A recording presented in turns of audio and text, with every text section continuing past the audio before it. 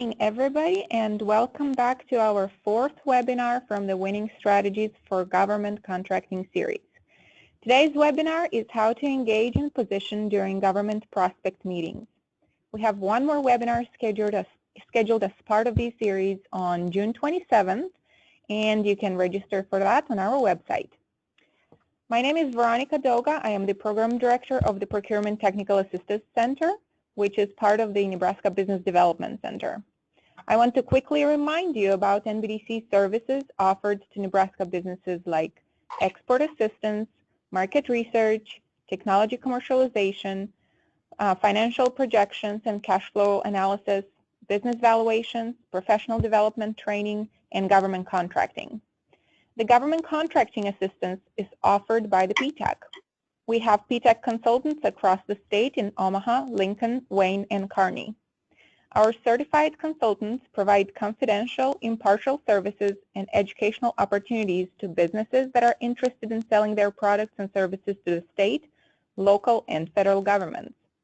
Our services include government market research and market development strategy, finding upcoming opportunities through bid match, bidding assistance and proposal review, certification and registration assistance, training and networking events, which include webinars, workshops, and seminars, and Meet the Buyers Conference. I encourage you to visit our website for a comprehensive upcoming events and conferences listing. The format of the webinar is similar to the last month. We'll have the presentation for about 1 hour, and then we'll have a Q&A session for 15 minutes. Please use the comment box to submit all of your questions. All of the participants will be in listen-only mode. The webinar is also being recorded, and the recorded version of the webinar will be available to the participants upon request. Our presenter this month is Joshua Frank. He's back. Josh is the Managing Partner for RSM Federal and Managing Partner for Federal Access Program. Josh, the microphone is yours. Excellent. All right. Let's go ahead and... All right. Just to make sure one last time, Veronica, you can see the title slide now? Yes, I do. Excellent. Okay. Well, good morning, everyone. First of all, thank you to Andrea and Veronica and the rest of the team at the Nebraska Business Development Center and the Procurement Technical Assistance Center, the PTAC. Outstanding organization resource, and if you're not already engaged with them, it's highly recommended, and we look at them as a business partner. What we're going to talk about today is how to engage in position during government prospect meetings. Now, before we get started, a couple things here. First, there's about 17,000 companies that have what's called a GSA schedule. If you don't know what a GSA schedule is, it is simply a contract vehicle that you are able to use to go after certain work in the federal space. There are a lot of organizations out there that say you have to have it to be successful. If you register in SAM, you're probably, System for Award Management, you're probably already being hammered by consultants and GSA schedule firms that say, hey, you're guaranteed to win, millions of dollars. But I want to level set on that for a minute. And this does play into and work into our subject for today. As of last year, 17,000 companies, right? Which is down about 4,000 from 13. And that's because the government took them away, right? The government canceled those contracts. If you look at the existing contracts, last time I ran the numbers, about 45%, that's over 7,600 companies, had less than 50,000 in sales. Almost 30%, almost 5,000 companies had goose eggs. Now, that right off the bat should tell you, this whole marketing thing by a lot of the unethical folks out in the market that say, well, hey, it's low-hanging fruit. Well, they're not going to tell you that almost 50% of companies have a challenge using their schedules or don't use them successfully. at all. But here's the point. It's not because of what they sell, okay? It's not because of what they sell. So the question is, and by the way, to get a GSA schedule in the first place, you've got to be able to communicate some fairly strong value, many times showing success in the commercial market. So why do almost 50% of GSA schedule holders fail? I'm going to leave you with that question for a moment. You also have two identical companies. This happens every day across the country. Exact same products or services, right? Both companies, they get help from the same assistance centers. They go to the exact same consultants.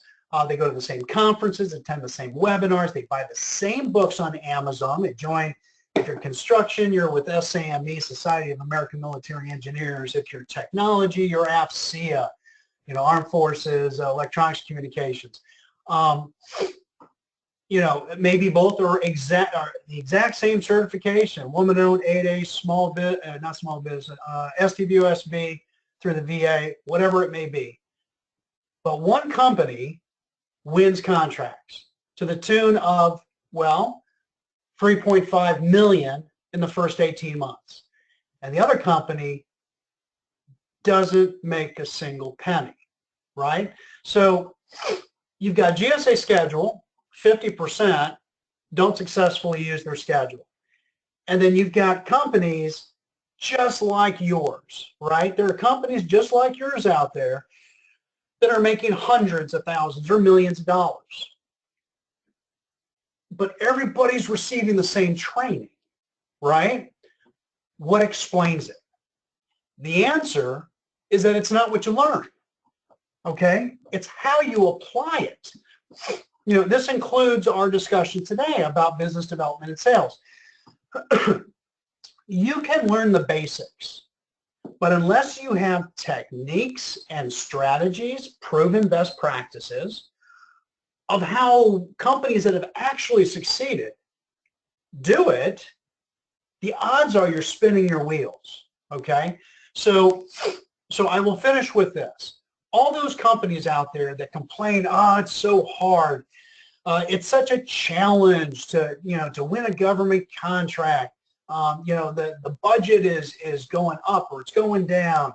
The large companies won't reach out to us and talk to us. They won't return my phone calls. Government representatives, program offices and contracting officers, they won't return my calls or my emails.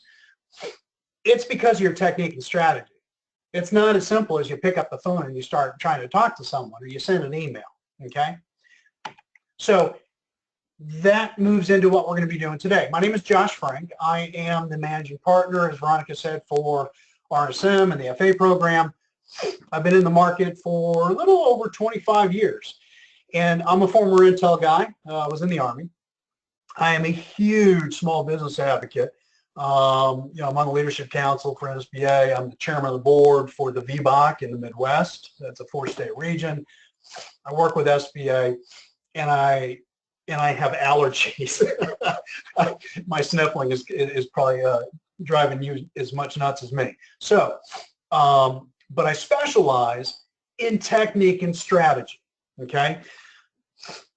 Working with the PTACs, we have helped companies win more than $1.6 billion in small business government contracts over the last 5 years.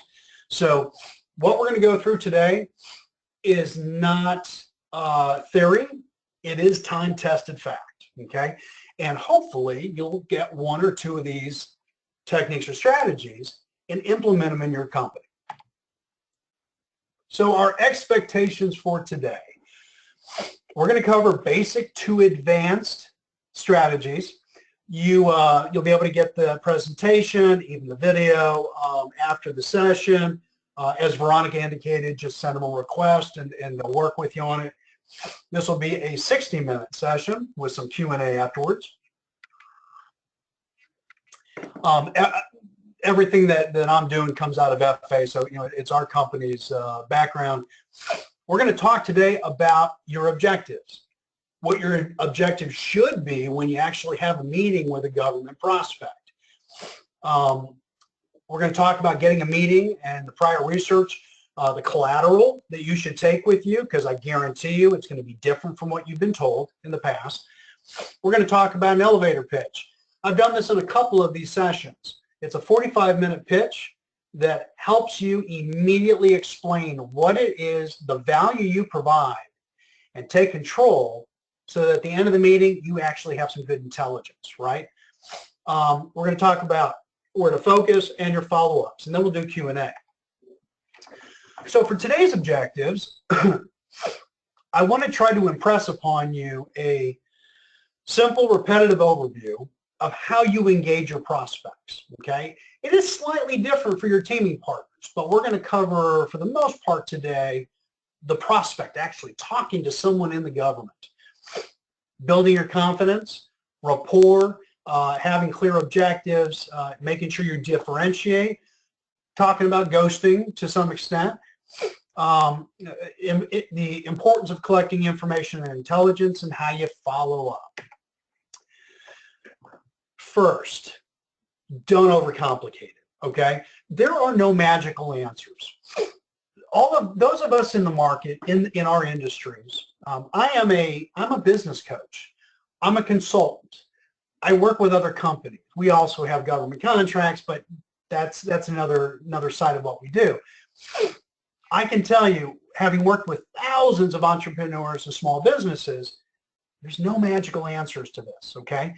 So everything that you take from the session today, you're going to need to tailor it specifically for your company and specifically for the products or the services that you sell, okay?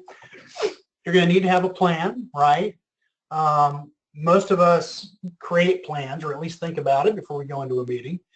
Very important. You have to control the meeting. We'll talk about why control is so important, because most small businesses come out of meetings and they scratch their head and they go, excuse me.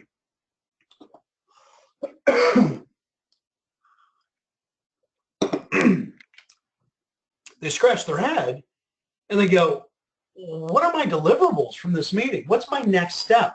Do I email? Do I call?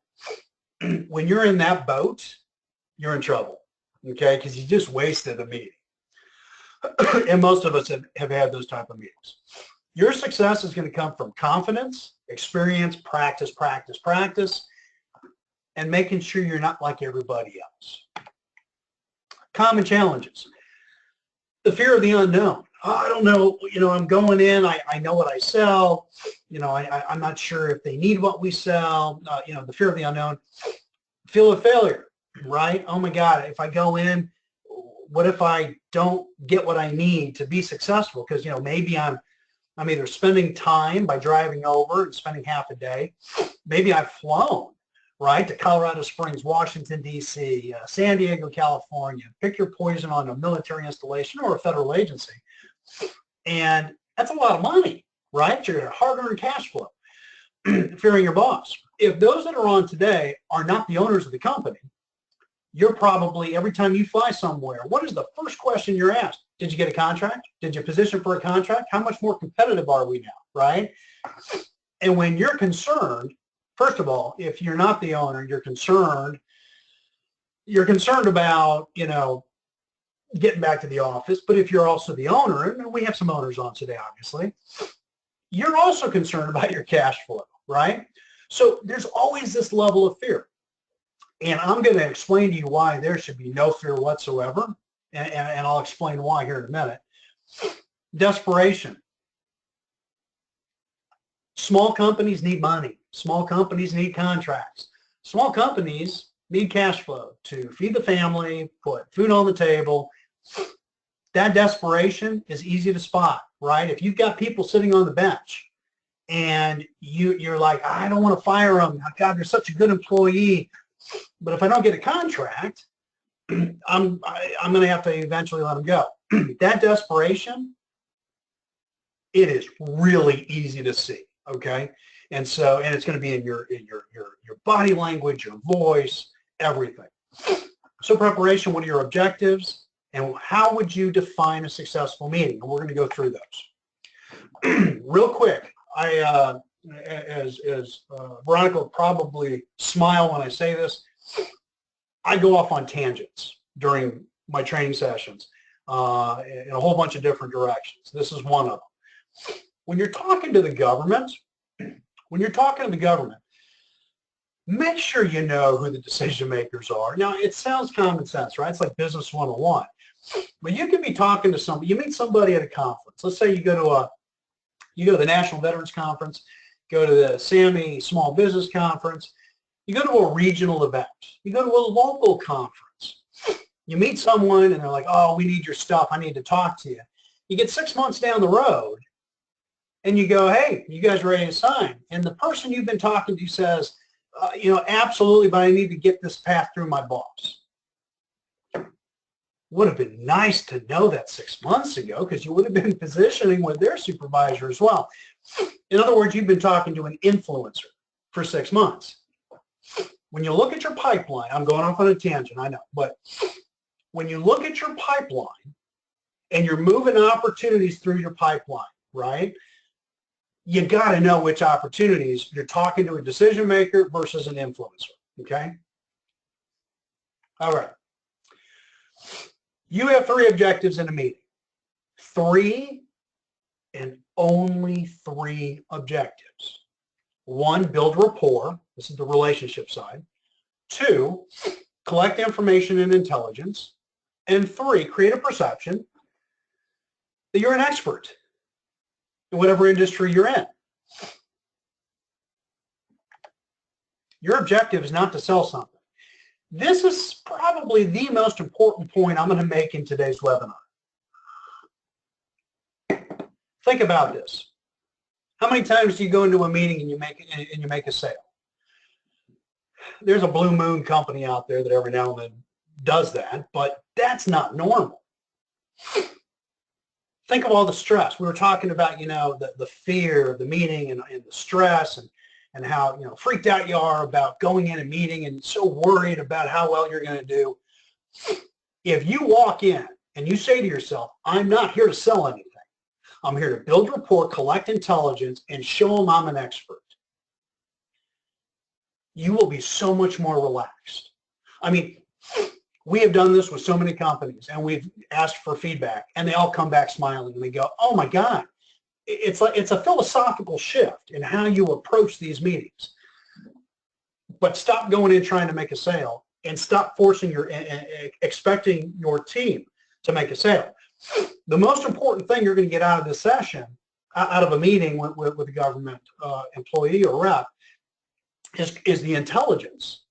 Because the information and intelligence you collect is going to make you more competitive, right? So think about all the opportunities you see on FedBizOpps. Maybe you see in DIBS. All the other bid matching systems that are out there. You look at an opportunity and go, man, this opportunity is obviously wired for another company, right? It's wired for somebody.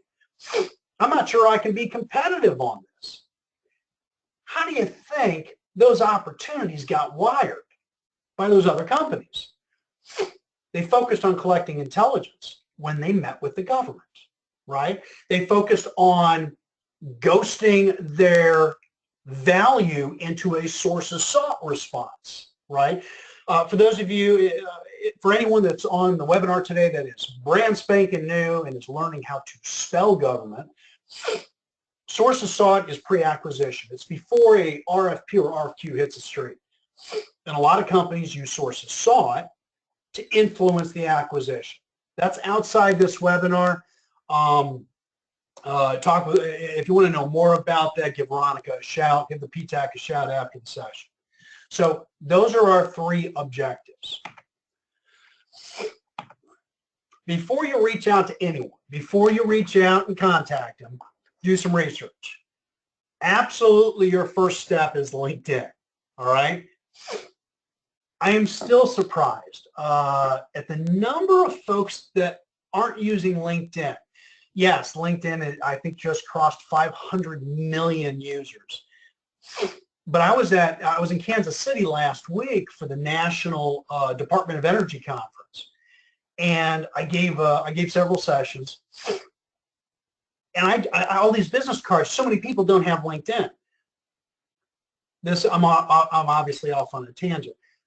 If you don't have a LinkedIn profile and you don't have it kept up to date, etc., please do so.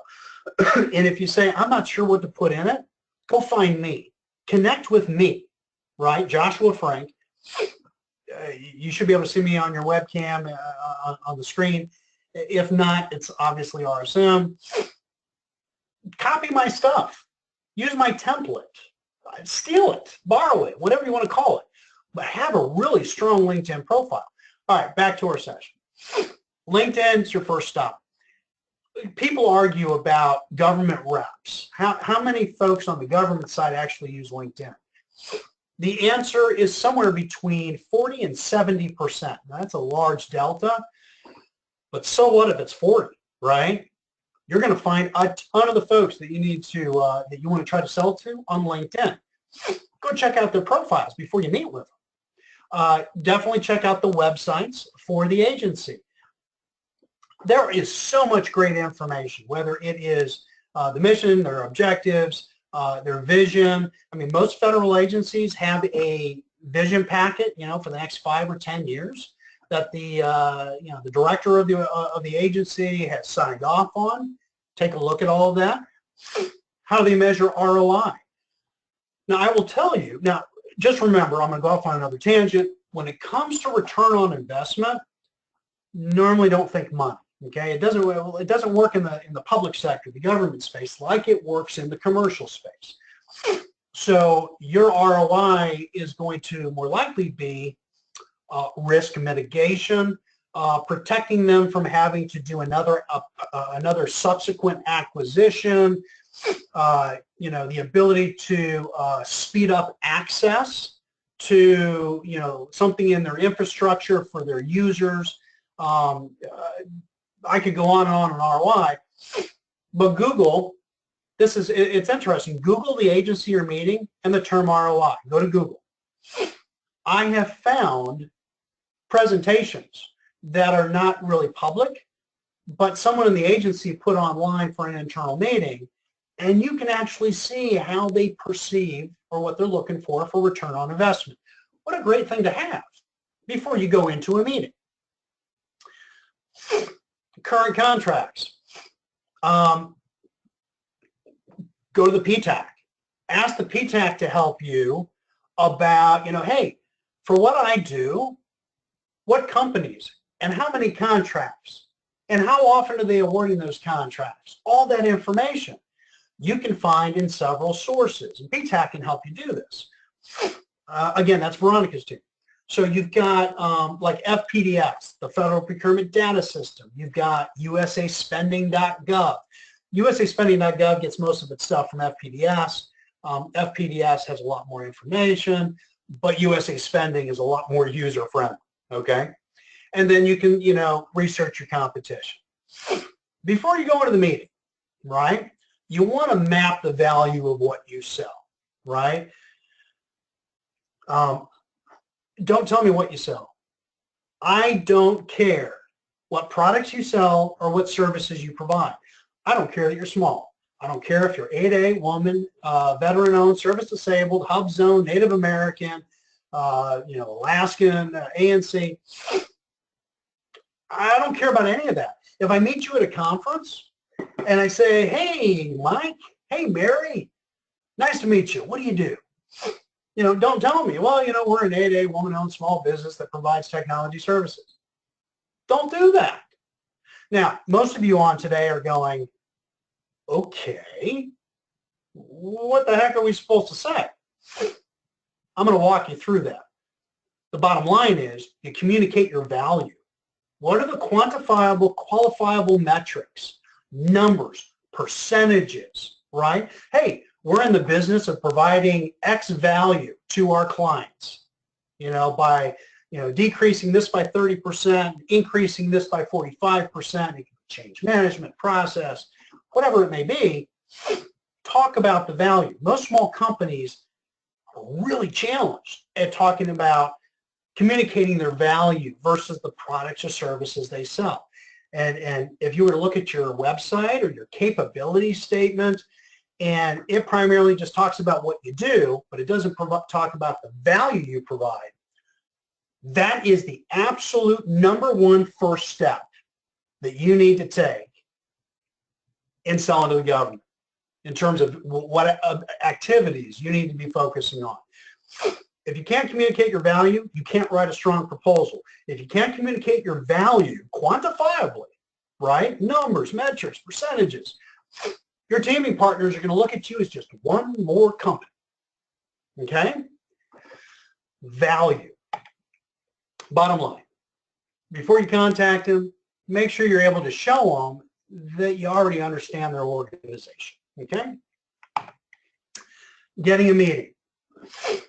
Now, before I forget, I'm going to bring this up now because I often forget. It's not on the slide. Everybody that's attending, I want you to raise your hand if this is true. You call, you're trying to get a hold of this government rep.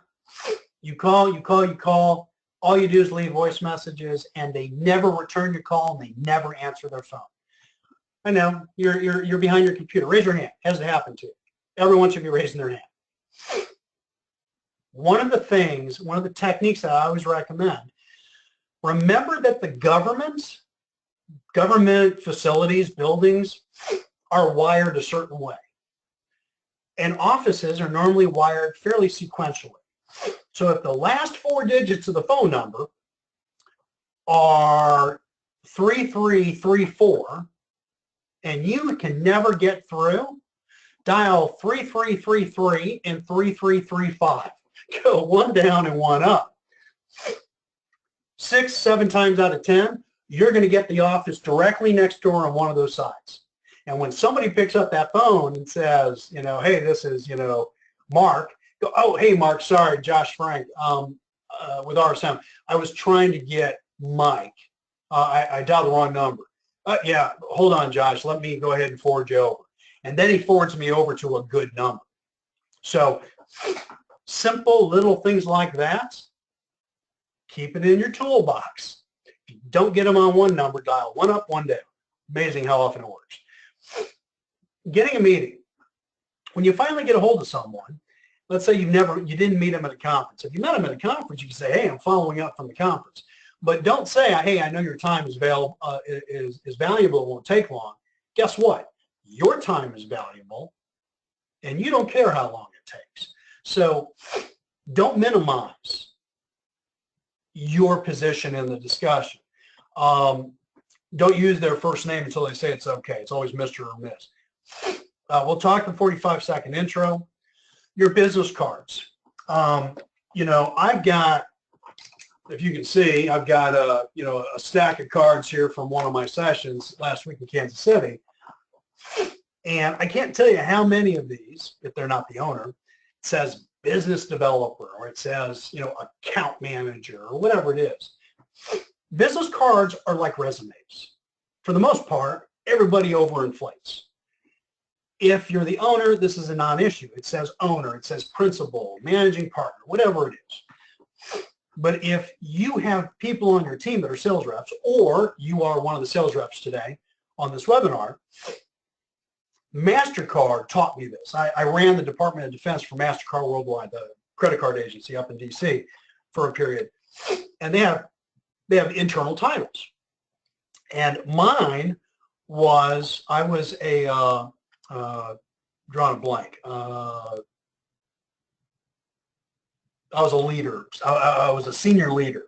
And that's what it's called inside the corporation.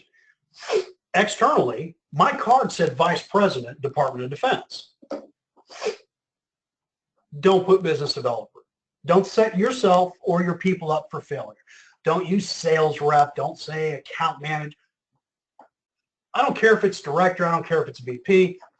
You shouldn't either. You're not changing what you pay them. It's just an external title. And what do you care? If they start winning contracts for you, you could care less what their title is, okay? When you're talking to contracting officers, government reps, teaming partners, that title is really important, Okay, they want to know that you're someone high up, whether you are or you aren't. Okay, also bring a colleague. It is real hard. A lot of folks will do meetings by themselves. It is real hard for you to maintain contact, take notes, and think about what your follow-up questions are going to be.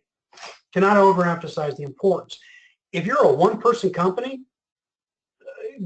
get your spouse, get a friend, get a neighbor down the street, anyone to help you take notes so you can focus on the actual discussion, okay? Let's talk cold calling for a minute. Some consultants out there will say, oh, it still works. They are fracking dinosaurs, okay? In the 21st century, cold calling, unless you're selling some product and giving it 100%, bottom line, yeah, I guess some people are still really good at it, but you want to talk about a waste of time and money and resources. And you want a referral.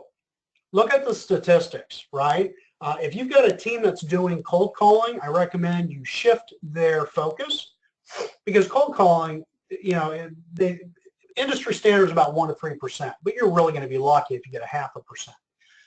If you're referred to somebody, look at the percentages, 10, 40%. It's like, it's not rocket science, and it's not hard to get referrals. Let me give you a couple examples. Let's say a colleague says to you, you know, or even the PayTap says, hey, you know, Mike Johnson is in charge of this program over at the Department of the Interior, or the Department of Transportation, or Commerce, or the U.S. Army Corps of Engineers. Whatever your target is, pick your poison. You need to talk to Mike Johnson. If all you do is try to call or email Mike Johnson, the odds of you successfully getting in are going to be about 0.5%, 0.5%. What I would do is I would contact the small business office, right? Either the OSDBU or the OSBP, Office of Small Business Programs, of this DOD, and say, hey, I understand that Mike Johnson runs this program. Yep, Mike runs it. I need to talk to him.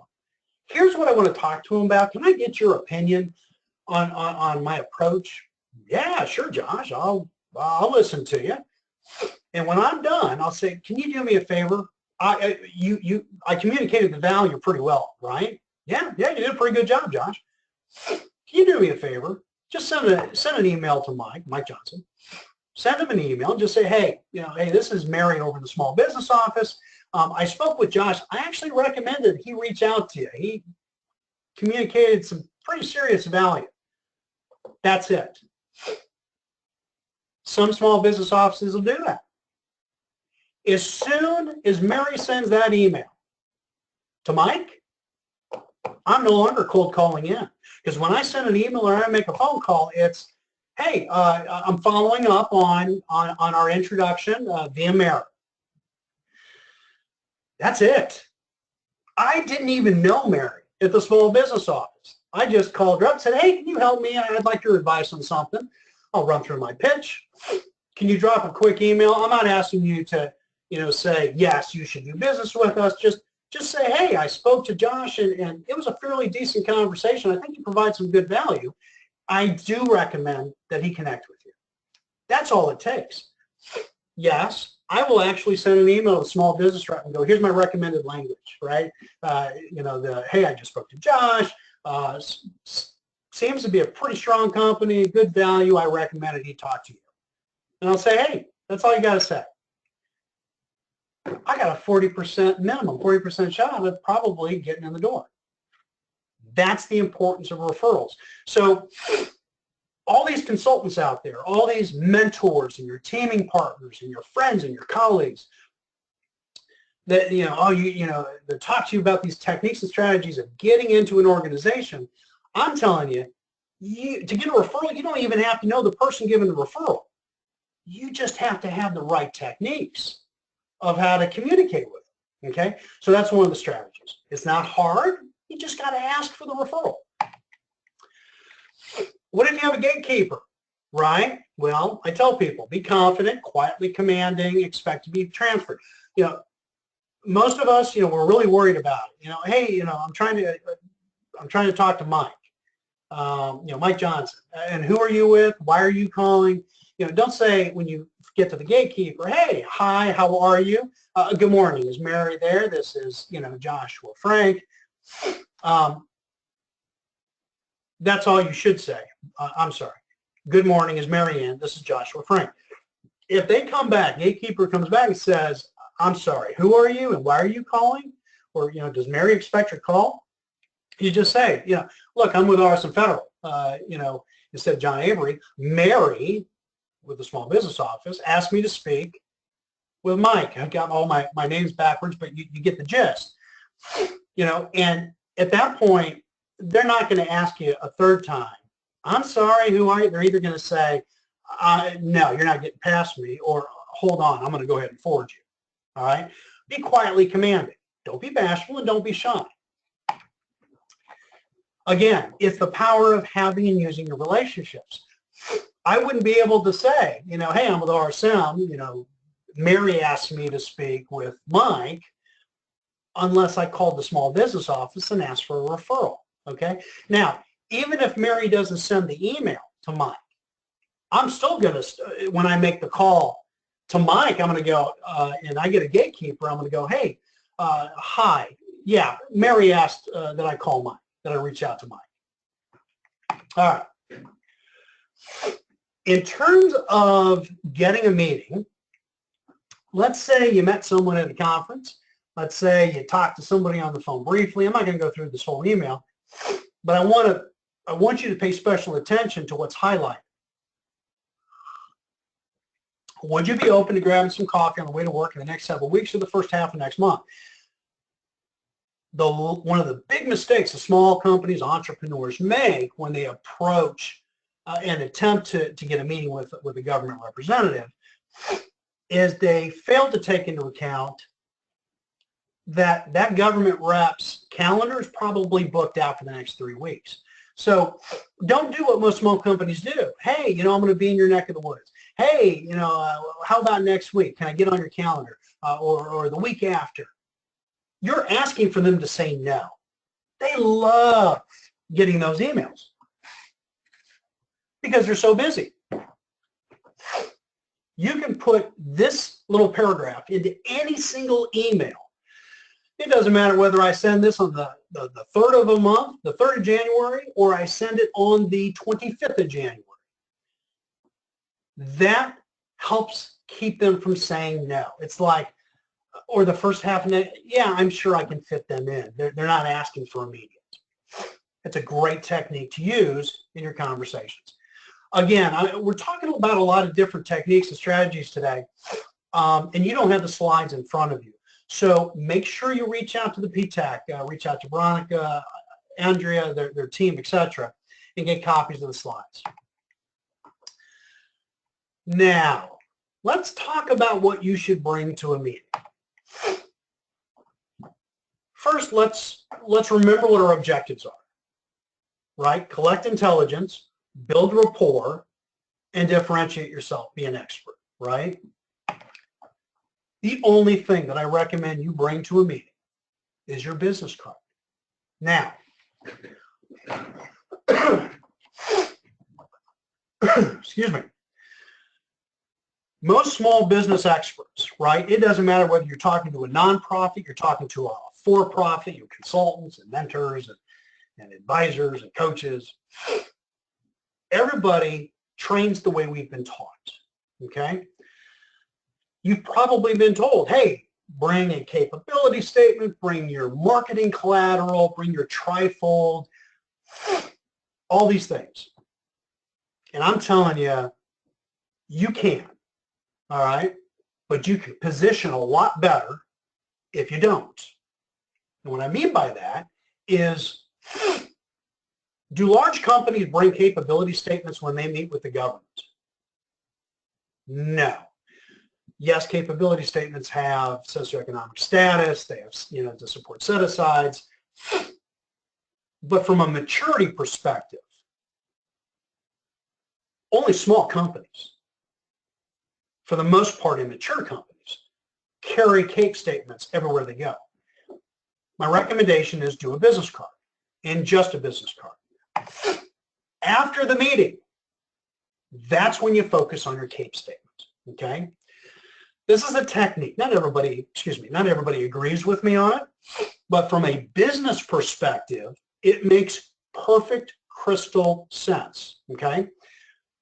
Let's say you're a service company and you've got 8 different services. Let's say you're a product company and you've got 6 different product commodity lines, right, with a whole bunch of products under each one. When you talk to a rep from the government program office, when you talk to a teaming partner, at the end of your meeting, either or, you're going to know exactly what they're looking for. And if the 2 services or the 2 products that they're looking for, that you are at the bottom of your list, and they barely get a mention on your CAPE statement, what do? It takes 5 minutes. 5 minutes to move those 2 to the top so that the first 2 services, first 2 products are exactly what they're looking for. And you update the opening paragraph, your summary of the company to talk about how you specialize in exactly what you just talked about in the meeting. If I am a teaming partner or I'm a government rep and I get the CAPE statement, because what else? Because you would have told me during the meeting, hey, I'll send you a CAPE statement afterwards. I'm not going to carry one with me, and you're probably going to throw it away anyway. Everything's digital nowadays anyway. At that point, you send it afterwards, and I look at your CAPE statement. I go, oh, not only do they do what I'm looking for, it appears to be their core competencies. Can you update a CAPE statement after you've already given one? Sure. But then they know what you're doing, right? So myself, my team, we tell our members, companies we work with, don't bring a CAPE statement. You're going to give them a CAPE statement. Just don't bring it with you. Now, the one exception to this is if PTAC or a small business office, right, OSBP or an OSDBU, right, Office Small Business Disadvantage, OSDBU, we'll leave it at that for now. If they ask you to bring one or send one, don't argue with them and go, well, we're not in the practice of doing it before the meeting. Just send it to them. Don't argue. But if you ever have the opportunity, don't give it initially. Okay. Now, we're going to talk about, this is, if you've attended any of the other sessions, I didn't give last month's, but I gave the, I think the 2 months or 3 months before that. I often throw this in. This has, Lord, this has taken off like a wildfire. We've got other consultants now in other companies that have taken it and have run with it. When you walk into a meeting, okay, you want to be relaxed. Not a I don't care attitude. You're sitting back in your chair, you know, you want to smile. Folks, our objectives, our 3 objectives, right? One of them is not to sell to them, right? It's brand, you know, build rapport, collect intelligence, make yourself an expert. Now that you know, you're not there to sell anything. This is such a minor, small little thing, but man, it makes a big difference. When you walk in and you know you're not there to sell anything, you're there to collect information and intelligence to make you more competitive so that you win 3, 4, 10, 12 contracts, right, down the road, you're going to be smiling. Your body language, you're going to be so much more relaxed when you go into these meetings, okay? Also, don't forget, they're no different than you, okay? Yeah, they're the ones that are going to help make the buys. They tie their shoes just like you. The most important thing, though, is building rapport, right? That's one of our top 3 objectives. When you walk into their office, excuse me, scan the office. Takes a quick 10 seconds, right? As soon as you hit the door to their office and before your butt hits the chair, look around. Okay, I can see a picture. There's a wife, 2 kids. There's a, looks like the U.S. Masters. It's a print. It's a picture on the wall. They're a member of AFCEA. They're a member of this organization. You can look to see if they're conservative, liberal, or they're part of any organizations, pictures with any presidents. Stay away from politics. We all say this, and still some of us don't do it. Don't talk politics. And if somebody talks politics to you, just smile and go, yeah, I understand where you're coming from, or whatever. But before your butt hits the chair, as I'm walking through an office, I'll be like, hey, I see your 2 kids. I've got a 6-year-old or a 13-year-old. Looks like about the same age as your daughter. Yeah, absolutely. Yeah, she's growing so fast. Or I'll look at that golf print and go, hey, this is an example. Oh, you play golf. You play golf? Yeah, when I get a chance. Then I go, I don't play golf. Now I ride the car, I'll drive the car, I'll smoke cigars, and I'll drink beer. But if I have a club that touches a golf ball, somebody gets hurt because I can't. My golf balls go behind me when I hit them. Everybody laughs. That's building rapport. Now, you should do it every time. Every single time you walk into somebody's office. Okay. What happens is if you don't do this before your butt hits the chair, right? Your butt hits the chair and they immediately say to you, so Josh, how can I help you? At that point, you can't go, oh, hey, I see you have a daughter, or hey, do you play golf? You can't do it. It's so canned at that point and obnoxious sounding. So you got 10 seconds. 10 seconds. You hit the door before you hit the seat. Okay? All of us are business owners or business professionals, right? We've all heard this before. But still, a lot of us don't do it. Why aren't you doing it? Okay? That rapport you build will take your meeting in a completely different direction. Okay? So, what happens normally? Your butt hits the chair. Okay? So you've done your rapport. You've built some rapport, and what normally happens? They say, hey, so Josh. So tell me a little bit about yourself. How can I help you? And what do most of us do? We go, well, we're a 8A woman-owned small business. We're a woman-owned, veteran-owned small business that provides technology services, general contracting, general construction, pick your poison, marketing services, whatever your industry is. And after about 5 minutes, the government rep looks at you and starts asking questions. So can you do this? Can you do that? Do you have past performance doing this? And they're all good questions. And you're like a peacock. You're all fluffed up. You're answering all the questions. The meeting's going really well. About 45 minutes in, an hour in, the government rep looks at you and says, hey, listen, really appreciate you stopping by. I really do. I've got a meeting, I've got a call, whatever. I might have to let you go, but let's stay in touch. And you shake hands and you walk out. And you walk out and you scratch your head. You scratch your head and you go, I didn't ask any questions. For the most part, I just answered. I was in response mode. Did you hit your objective of collecting intelligence and information? No, right? These meetings with the government should not be them asking you questions. It should be you asking them, because that will, now you may not know what you don't know, and you may not know what questions to ask, but that's why you bring somebody with you. That's why somebody's taking notes for you. You're keeping eye contact, and as they're asking questions or answering your questions, you're already thinking about the next question. Oh, so they just indicated that they do buy what we sell. There is currently a company that is supporting that requirement.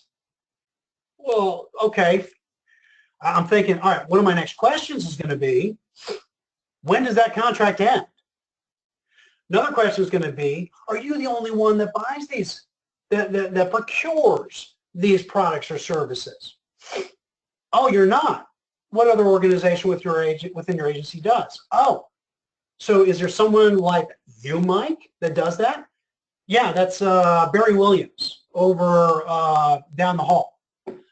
Excellent. Hey, I don't want to go too far off, what we're talking about, but would you mind introducing me to Barry when we're done?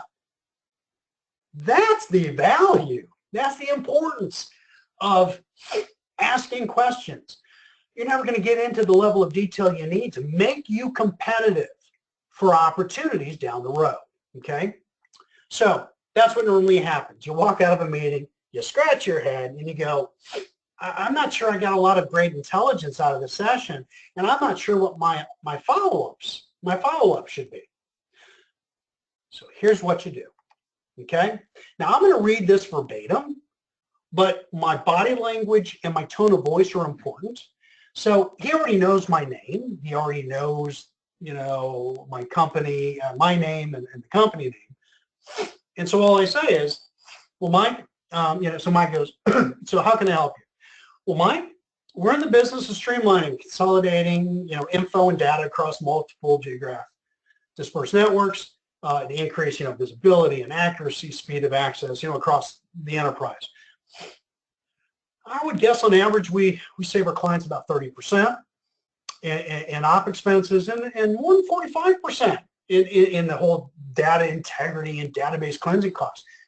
We've done this we've provided this value to Monsanto and Blue Cross Blue Shield and the U.S. Army Corps of Engineers. And like most companies in our space, Mike, you can look at our website. You can look at our marketing collateral. And yes, we list a half a dozen products or services, but the two that we do really well and where we really provide the most value are to our customers is A and B. But Mike, before I go into a whole bunch more detail, could I ask a couple of questions to help me better understand your organization? Would that be okay? Every single one of these paragraphs is very specifically and carefully crafted, okay? 4 sections. Number 1, first of all, I want everybody that's on the webinar today to answer out loud, even if your colleagues or coworkers laugh and smile at you. Yell out, what kind of company is this? What's the industry? Technology, right? Yes, technology. Do I say I'm a technology company? Do I say I provide network services, database administration? No. I'm communicating the value I provide. Large companies, corporations, and the very successful small businesses that used to be entrepreneurs and very tiny small companies learn this lesson. But it normally takes them a couple of years. I'm telling you, I'm teaching it to you right now in 60 minutes. Don't tell me what you sell. Tell me the value you provide. I mean, 30% this, 45% that. Those are just examples. Number 2, if I'm the government rep and you come to have a meeting with me, or I'm a potential teaming partner and we've scheduled a meeting, you're coming to my office, you can send me your CAPE statement, your capability statement. By the way, some people call a capability statement a line card or a project list. Depending on your industry, there's different names for it. Capability statement is the most common. Excuse me. You can send me your CAPE statement. You can send me the URL. I can see the URL to your website in your email signature block. You can send me marketing collateral. 9 times out of 10, whether it's the government or a teaming partner, nobody's looking at that stuff, okay? They're not going to open your CAPE statement. They're really busy. Sometimes they do, of course, but a lot of times they don't because they think, look, I've got a meeting with them. I'll figure out what they want when I have the meeting. And they just file the email away. If you're at a conference, national conference, regional, local event, doesn't matter. If I meet you, I don't know you from Adam or Eve, and I give you that number 1, I give you the value. There's no proof of maturity here. You must prove your past performance. If you don't have any government yet, use your commercial, okay? If you don't have any commercial because you're so small, but a company you worked for, and you worked with General Mills, Johnson & Johnson, Monsanto, whatever it is, you just craft your words so that you're not lying. But, you know, I have provided, instead of we have provided, you know, I've provided this benefit to, you know, these folks. Number 3, you want to make yourself equal to the competition before you differentiate. Don't walk in telling them how great you are. Don't walk in telling them how, you know, awesome, you're the best in the region. You know, you've won awards, you know, 3 awards, you know, for how incredible your products or services are, how great your team is. Everyone, if I'm the government, everyone that comes and talks to me is the greatest thing since sliced bread. Everyone that comes to me has a niche. They don't. Everyone that comes to me talks about, you know, nobody else can do what they can do. Everyone, your competition, everyone does that. Instead, if you said to me, hey, look, Josh, you look at our website. Yes, just like every other company in our industry, right? Yeah, we do these things. But the 2 that we do really well are A and B. Most people are going to sit back. The government or a teaming partner is going to sit back and go, they're going to think it. They're going to go, wow. Finally a small company that doesn't think they do it all. If you don't grasp how important that perception is, you need to think about this several times, okay, and say it to yourself. Another point, every time I give that pitch, you know, but our core services, are, you know, we do all these things, but our core are A and B. I change what A and B are depending on who I'm talking to. They're never the same.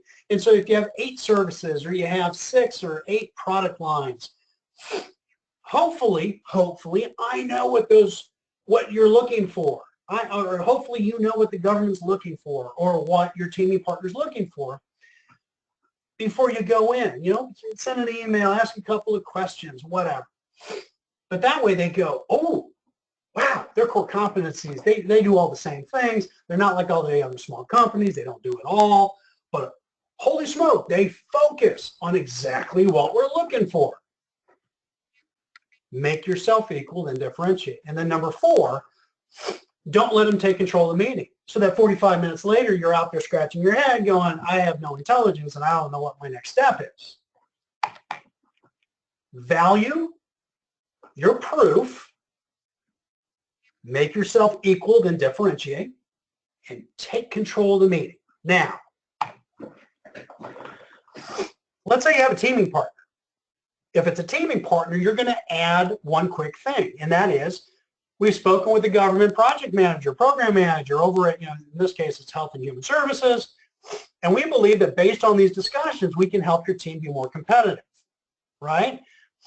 What's the first question they're going to ask you?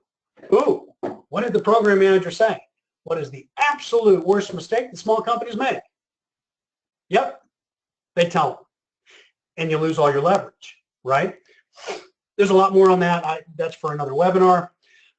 But if it's a teaming partner, you want to, in addition to your value and your proof and your differentiation, you have intelligence and information. Okay, now, remember this company is small, woman, veteran owned.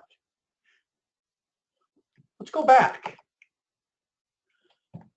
Did I ever say I was small, woman, or veteran owned? No, I didn't. What do most organizations, profit and nonprofit, teach you to do? Hi, we're an 8A woman owned. Hi, we're a SDVOSB. Hi, we're a Hubs. Don't do that. If you do that, what you're telling the government and your teaming partners is that you believe the value that your company provides is your status and not the value of your products and services to your clients. When you think of this from a business perspective, it makes perfect sense, okay? So again, the government's going to buy from you. or your teaming partners will partner with you because you have excellent product services, but you communicate solid value. You talk about solid past performance. It's not because of your status, okay? So your status as part of your pitch, it's a balancing differentiator, okay? The most important question are your follow-up questions, okay? Why? Because 90% of your intelligence comes from your follow-ups. Again, the importance of having more than one D. You need to have two people.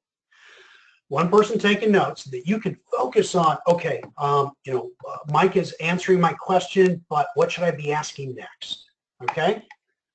Most powerful sales question, you're on a call or face-to-face meeting, you're with a lady by the name of Janet Smith. She's a program manager over at the Department of Commerce. Discussion is going really well. You've asked all the right questions. You know you're not there to sell, right? There to build a rapport, collect intelligence, make yourself an expert, right? But you realize you understand what their core challenges, and you know you can help them. It's like perfectly designed for your company.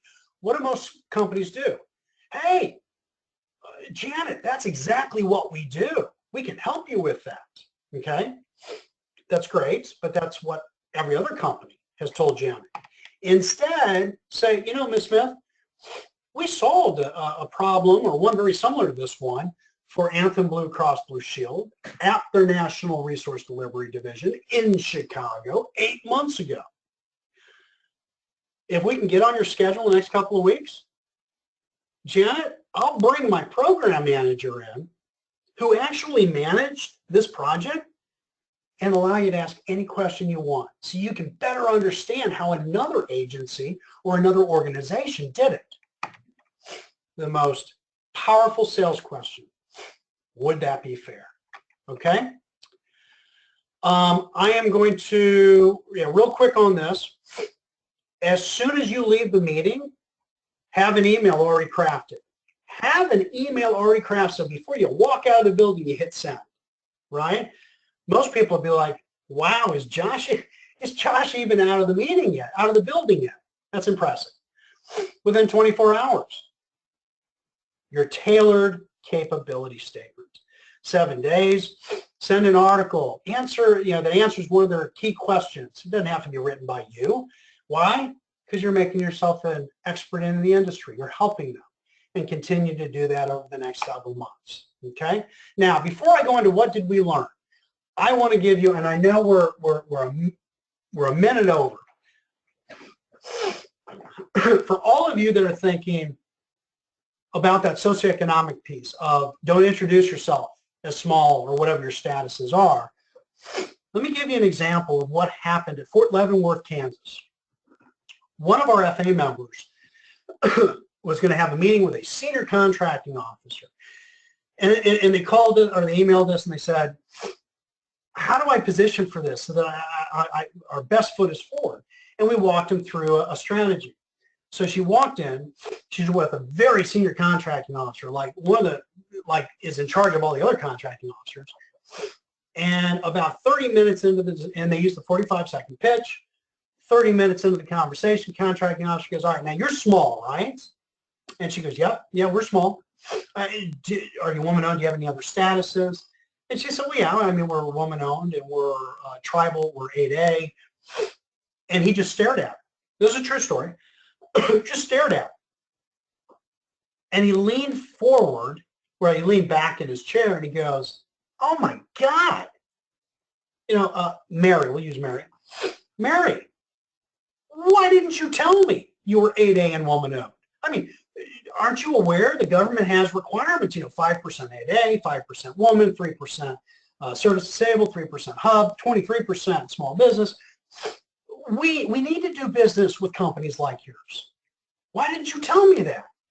And she leaned forward and she said, and this was scripted, she said, because that's not who we are. That's not the value that we provide.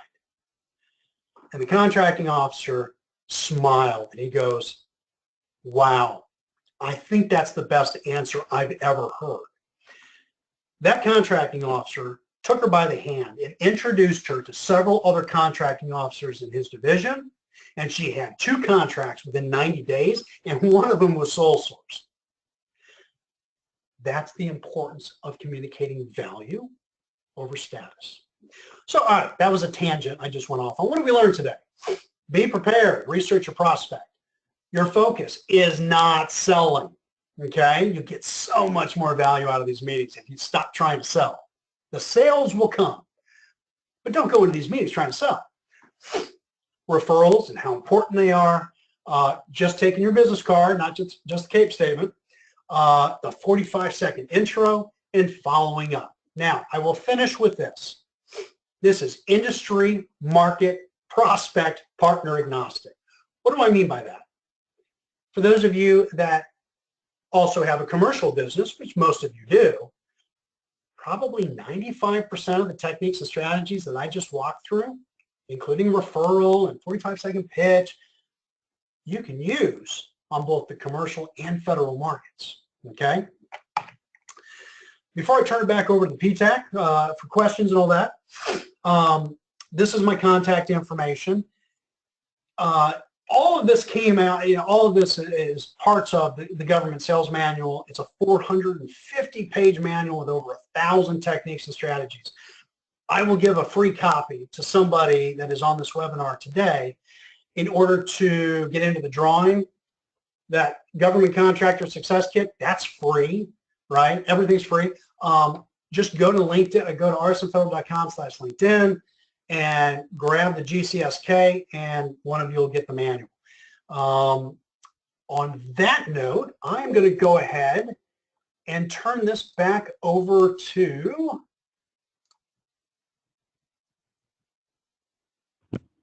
Veronica. Thank you, Josh. I do have a couple of questions, and we have about 5 minutes to answer that. You talked about how to talk to contracting officers and great advice. How a company can get to the decision makers and talk to them, because usually a contracting officer is just executing a contract, but there are people who are ordering whatever the contract is buying. So how does a company get to those people? Any advice on that? That's a great question, and for those of you new to the government space, that is one of the most powerful and most common questions, because so many companies have challenges with it. So first, there's no right answer. There are several things that you can do, but none of them matter. Let me say this again. None of them matter if you can't communicate your value, okay? So how do you get to the decision makers? There's a process here, right? You start with a PTAC. PTAC helps you identify who buys what you sell, how much they buy, and how often they buy it. And you can see the agencies, and you can look at you can look at a contract number, right? And it tells you exactly the agency and the contracting. I mean, it gives you all the information you need. You can go straight from the PTAC and all the intelligence you collect and go straight to a small business office. And the small business offices for that agency or that armed service should have an idea. If they don't, then you're talking to the wrong person. You got to find somebody else. Going to conferences and trade shows, right? Sometimes the program managers are there. The decision makers are there. There's no, like I said to start with, there's no magic to this. It's simply hard work and asking questions and not being afraid of being rejected.